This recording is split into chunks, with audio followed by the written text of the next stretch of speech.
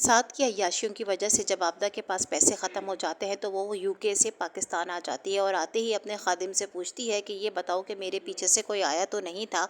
उस पे खादिम कहता है कि बहुत ही गुस्से में आली आया था, आपकी बहू का भाई, लेकिन वो आपको ना पाकर गुस्सा करके चला गया। दूसरी तरफ सुंबुल बहुत ही हैरान है क्योंकि आली का रवैया सुंबुल से बिल्कुल बदल चुका है और वो बहुत ही ज़्यादा दुखी है। नेहा अपनी सास के रवैये की वजह से बहुत ही ज़्यादा परेशान है क्योंकि अलमास ने कह दिया है कि अगर उसे जल्द से जल्द खुशखबरी नहीं मिली तो वो अपने बेटे की दूसरी शादी कर देगी और ज़रा सा भी लिहाज नहीं करेगी नेहा का। आली की माँ कहती है कि आली आखिर तुम सुंबुल को घुमाने फिराने क्यों नहीं लेकर जाते, और मैंने कह दिया है कि मुझे ज़रा सी भी सुंबुल के चेहरे पर थकन और मायूसी नज़र ना आए। आगे आप देखेंगे कि आबदा सात को कहती है कि सात तुम्हारी हरकतें नहीं सुधरने वाली। सात कहता है कि मेरे सामने कोई आया तो मैं उसे जान से मार दूंगा। आप जल्द अज जल्द पैसे लेकर यूके आ जाए, मैं आपका इंतज़ार कर रहा हूँ। सुंबुल बहुत ही ज़्यादा दुखी है आली के रवैये की वजह से और आली उसे बात बात पर अजियत दे रहा है। सुंबुल कहती है कि आप पहले तो ऐसे नहीं थे। उस पर आली कहता है कि तुम अपनी मुंह बंद रखो और मुझे उल्टी सीधी बातों में मत उलझाओ। आगे आप देखेंगे कि आली अपने दोस्त को लेकर जाता है अलमास के पास और कहता है कि आप मेरे दोस्त का अच्छा सा रिश्ता करवा दें।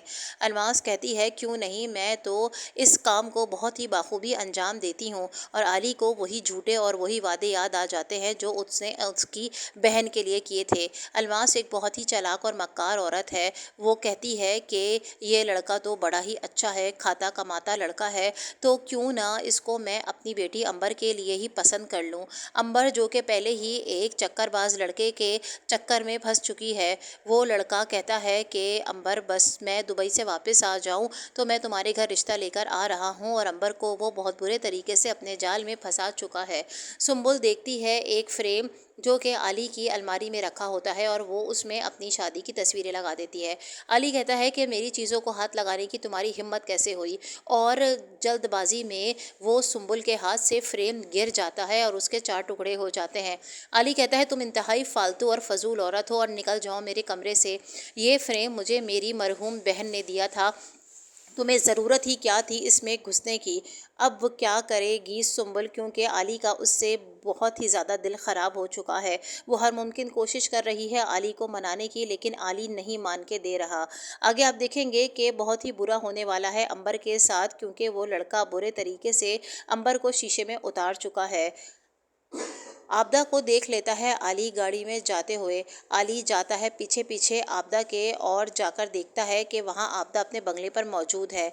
अलमास भी खालिद की तफ्तीश के लिए निकलती है और एक मोहल्लेदार बताता है कि खालिद तो बहुत ही मालदार लड़का है, जिस पर राल टपकने लगती है अलमास की। दूसरी तरफ देखेंगे कि आली घर पहुंच जाता है आपदा के, अपनी बंदूक तान कर कहता है कि तुम्हें भी मैं अपनी बहन की तरह तड़पा तड़पा के मारूंगा। तुम एक चक्करबाज औरत थी, और घबरा कर आपदा कहती है कि ये सब कुछ अलमास का किया धरा है। आली उसके घर से वापस तो आ जाता है उसके खादिम की वजह से, लेकिन आपदा घबराहट में फ़ोन करती है और कहती है फ़ौरन ही मेरी यूके की सीट करवा दीजिए, मुझे अभी फ़ौरन यूके जाना है। अब आपदा की ज़िंदगी भी अजाब बन चुकी है, दूसरी तरफ साद उसकी ज़िंदगी ख़राब कर रहा है।